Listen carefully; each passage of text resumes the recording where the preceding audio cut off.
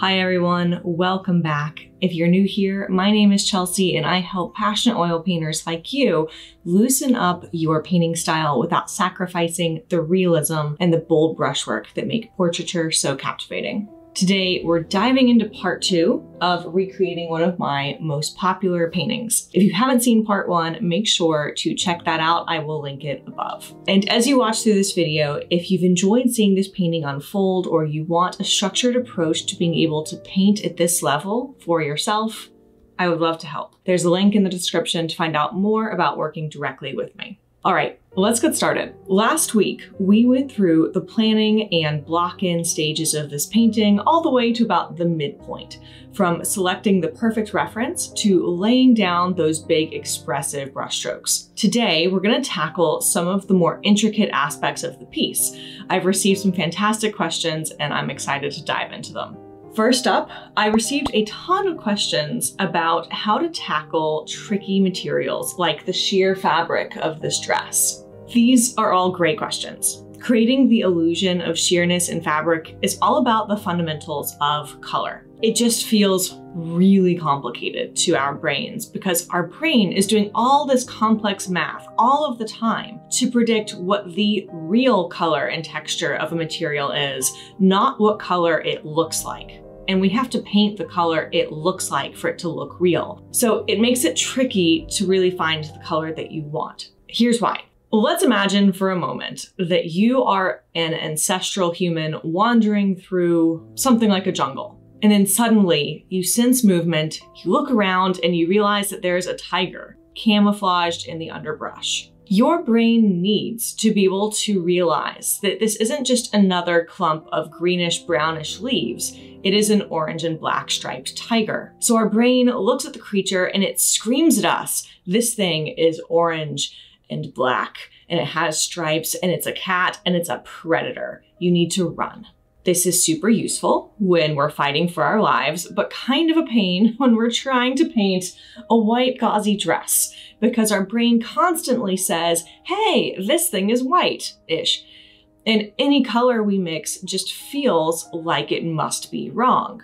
So when I'm painting something sheer, like the dress in this painting, I focus on capturing the color and value as accurately as possible, and I put it down in as few brushstrokes as I can get away with. If your mind is playing tricks on you, or in my case, if my mind is playing tricks on me, I simply use something like the eyedropper tool in Photoshop, or I use a color checker to isolate the color of the area I'm painting, and I detach it from the rest of the reference. This helps me to stop thinking of it as white tulle or mesh, and instead realize that it's actually a muddy purple or brown. One other thing that I've done here is that I'll sometimes allow for the layers of paint for these brushstrokes to show through one another, which mimics the way that light interacts with the sheer fabric. You can see a little bit of this scumbling texture in these areas of the dress where it is more sheer. Here, you can see me applying the paint in a single deliberate stroke, but what you can also see is some of the stroke underneath. I'm paying close attention to the underlying colors and values in those relationships. And this approach helps me to maintain the transparency and delicacy of the fabric. Now, one disclaimer I want to make is that there isn't anything super magical about layering these strokes. There's no formula. It's really just that I'm getting an average color that is right, and it's also helping to inject a little bit more variety into the color that ultimately your eye perceives. So in this little passage, for instance, I have some areas of mint green, I have some areas of purple, and I have some areas that drift a little bit closer to brown or a little bit closer to ivory. And because these strokes are not perfectly opaque, you can see a little bit of each one, and they come together in a way that mimics that tulle or that gauzy texture more accurately.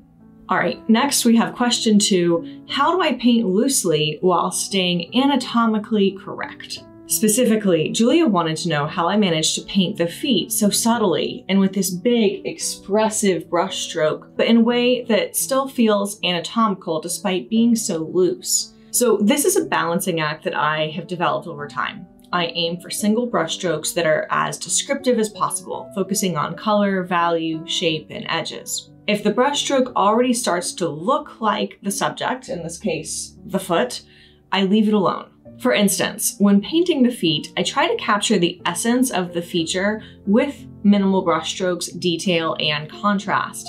If it begins to resemble the subject quickly, I really resist the urge to overwork it.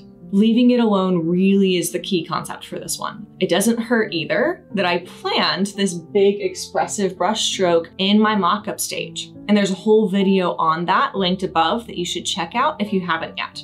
So I already knew it would help to evoke the feet without a lot of added brushwork. Finally, on to question 3, how did I know when to stop? So for context, where I left off on last week's video, I talked about how from the midpoint of this painting to the end, I was essentially just whittling down my shapes into ones that were smaller and more intricate and nuanced bit by bit. And that's really the main strategy that has carried me through all of the footage that you're seeing today. Knowing when to stop is one of the toughest parts of painting. So for this piece, I use the advice that I always give my students. I stopped when I no longer saw anything that I knew exactly how to fix. If I don't know what exactly is wrong, I'm not going to blindly guess at what I need to do. If I know what's wrong, but I don't know exactly what I have to do to fix it, I'm not going to just pray that I'll get it right.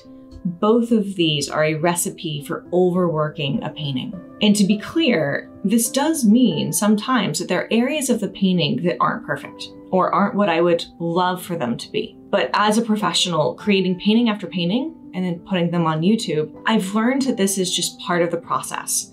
I've got to be okay with the skill level that I'm at today. And who knows, maybe tomorrow we'll come back to those paintings and realize that we know exactly how to fix them, and then we can do just that. And we can do it in a way that doesn't overwork the piece. Now, if I hadn't paused the recording when I took breaks to get this footage, or if I had the camera positioned a little farther back in my studio, you would notice that to help me toward the end of this painting, I am stepping back frequently, evaluating the piece from a distance, and I'm comparing it to my reference. When nothing jumps out at me as needing immediate correction, as in any big discrepancies between the reference and the painting, or areas in the painting that even without the reference just feel distracting, that is my cue to stop. I hope you found these tips helpful. Painting loosely while maintaining realism can transform your work and make your process so much more enjoyable. If you have any more questions or topics that you would like me to cover in future videos, drop them in the comments below. And don't forget to check out the link in the description for more in-depth guidance on achieving expressive, painterly realism, especially in your portraiture. Until next time, happy painting.